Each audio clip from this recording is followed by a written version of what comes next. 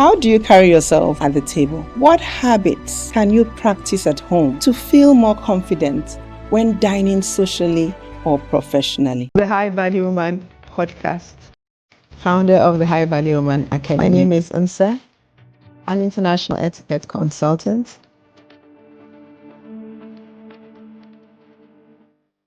Welcome back to the High Value Woman podcast. This is another exciting segment for me. In recent times, fine dining is something I truly always look forward to.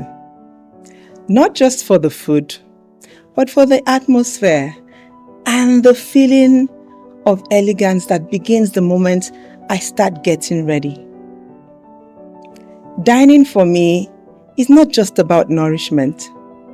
It's a silent display of refinement, a graceful expression of your upbringing, awareness, and self-respect. Now let's talk about dining elegant at the table.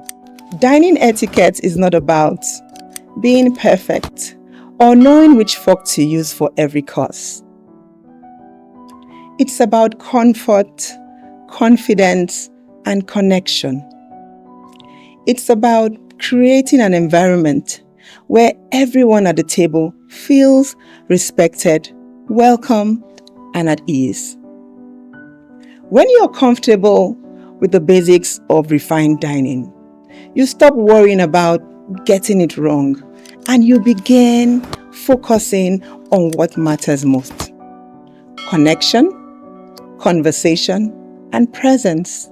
Before we begin, I want to ask you something. What memory comes to mind when you think of your own childhood dinners? Was it the smell of your mother's cooking? Was it laughter around the table? Or maybe the quiet moments of simply being together? One beautiful thing I remember from growing up was how my mother cooked and we all ate together.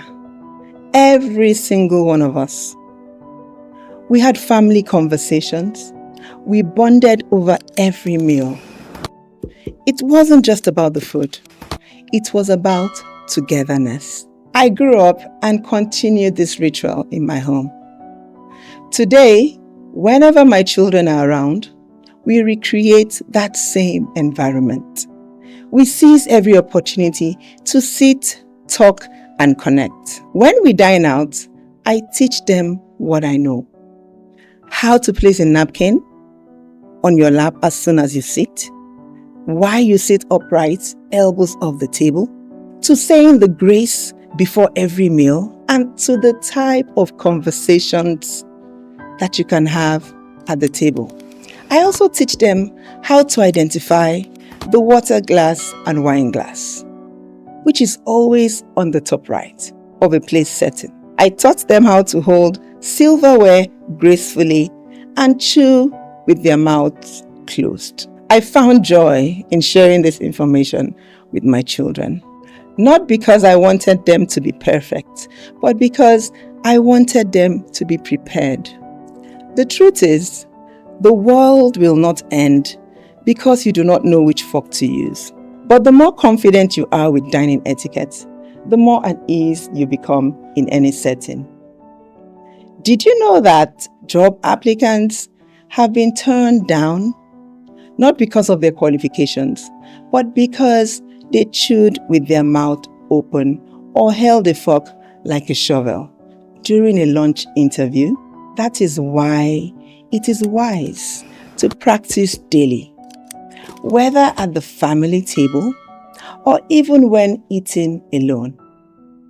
Etiquette is not performance, it is preparation. Today I'm going to be sharing with you a few things to take note of. Your place settings. Always start from the outside in with your cutlery. Your bread plate is to the top left and your drink is to your right. As soon as you sit, place your napkin on your lap. If you need to excuse yourself, place it neatly on your chair. Never talk with food in your mouth. Always chew with your mouth closed. Eat slowly. Match your pace with those around you. Avoid controversial or overly personal topics at the table. In social dining settings, the table should only hold what belongs to the meal: food, drinks, utensils, napkins, and so on.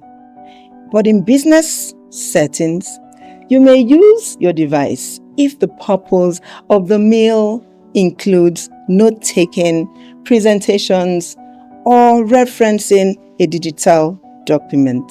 Every table is in form of a boardroom. Whether you're having lunch with friends or sitting across from potential collaborators, investors, or mentors, how you handle yourself communicates far more than what is on your resume. The woman who knows how to dine with grace also knows how to lead with clarity. In professional settings, many high-stake conversations happen over meals. Your posture, your ability to listen, your eye contact, even how you excuse yourself from the table, it all speaks of your presence. People decide if they can trust you, work with you, or invest in you, often before the main course arrives. That is why I say to you, your table manners are part of your leadership training. A high-value woman doesn't just show up for the meal. She brings the boardroom with her.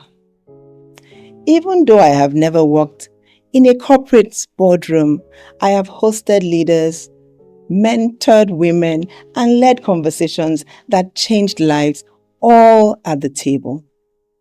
And I have come to see that how you lead a dinner is often how you lead a room. Today, I'll leave you with a few questions. How do you carry yourself at the table? With calm or in a hurry? What habits can you practice at home to feel more confident when dining socially or professionally?